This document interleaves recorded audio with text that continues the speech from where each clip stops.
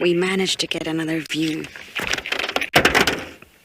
And it's definitely a lot better than the first one, that's for sure. Hello, boy. Where have you been?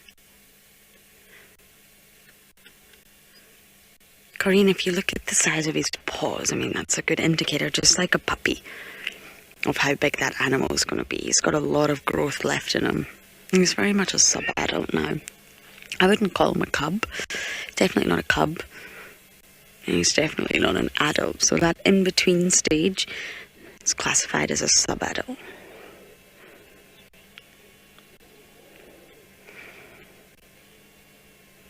And we're starting to get the golden hour now.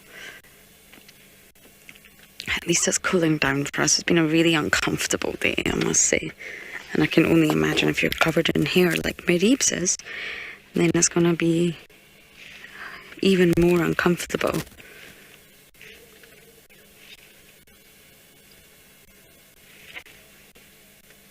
Does he have a wound?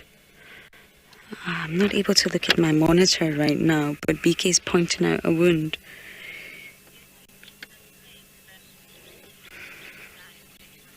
Lions ate my mom!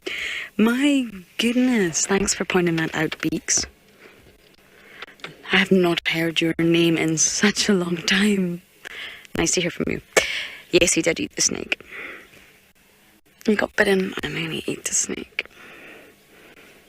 Probably completely unaware of what was about to happen to the paw, and it did indeed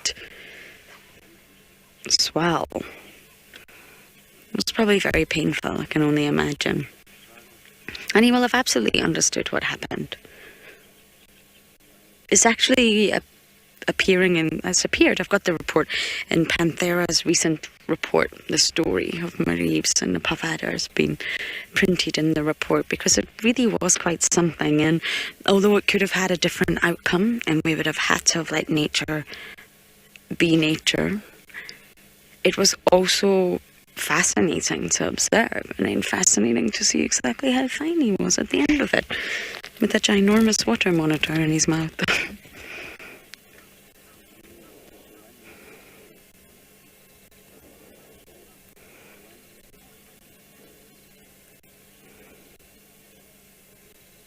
Interesting wind, well spotted beaks.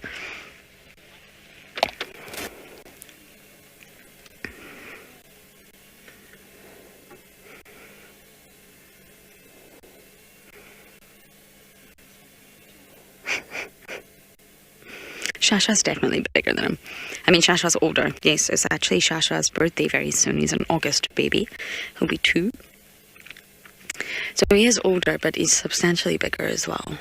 But Shasha's still a sub-adult.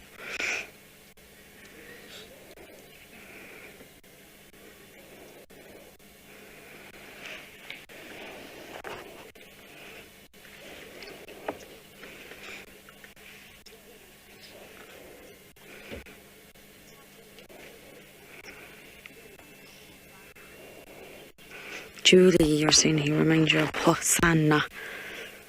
I know, me too. I didn't know Hosanna as a tiny little cub, but I knew him as a youngster, and naturally we watched him every single day, denying the fact to ourselves that he was ever going to leave. And of course he was going to leave. It's a natural instinct of the male, again, not the female, to disperse. He was always going to disperse, but of course there was that little part of us all that hoped he would stay. But he didn't. He teased us all for a while. I remember being with Senzo once the day he arrived back, and I just could not get my head around how Hosanna's gone. He's been seen at Londolozi, but this leopard here looks a lot like Hosanna. I'm sure some of you will remember that. And he reminds me of Hosanna too. So Hosanna is Karula's son. Tandy's Karula's daughter. So Maribye is Karula's grandson. Which means that Hosanna is big uncle. Kind of.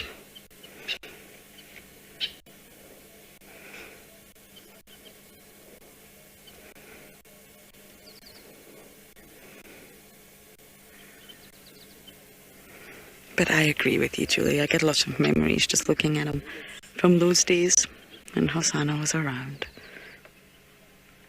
And Hosanna's thriving now, and we just need to be happy for that. Some males go in and others come in. We've ended up with Tavangumi. Absolutely not complaining. Dispersal's normal. It's a biological innate drive for the male to go. He cannot stay within his father's territory. You have to go, find your own space, set up your own territory, be independent. And naturally, it's a mechanism against inbreeding as well, if you like. So although they may mate with relatives, of course, the force behind it is that you will meet a different gene pool.